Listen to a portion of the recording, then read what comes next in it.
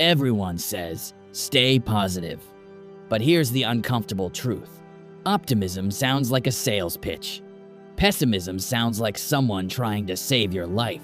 If you want to understand how this mindset quietly affects your money decisions, subscribe now, because this might change how you see every headline from today forward.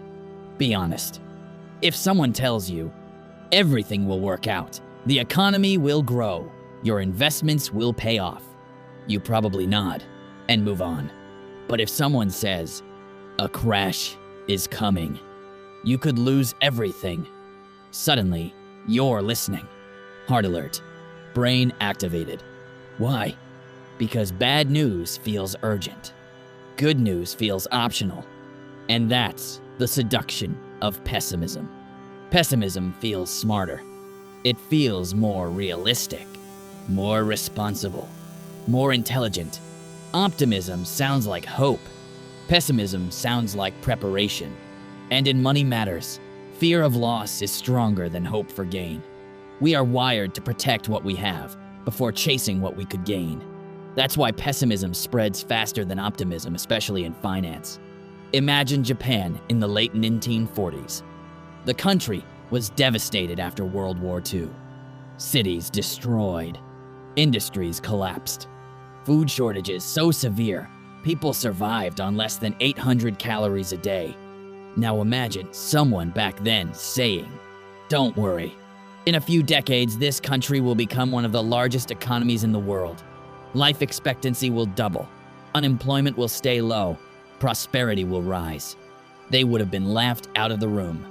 Because optimism during disaster sounds foolish. But history proved the optimist right. Progress is slow and invisible. Disasters are loud and immediate.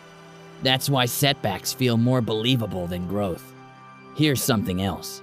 When the stock market rises 1%, it barely makes the news. When it falls 1%, it becomes breaking news. Red letters, urgent tone, dramatic music. Bad news sells.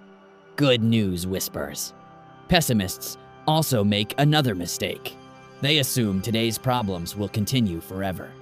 They look at a downturn and say, this is the beginning of the end. But markets adapt. Businesses adjust. People innovate. The future is rarely a straight line from today. Here's the powerful shift. Optimism is not ignoring risk.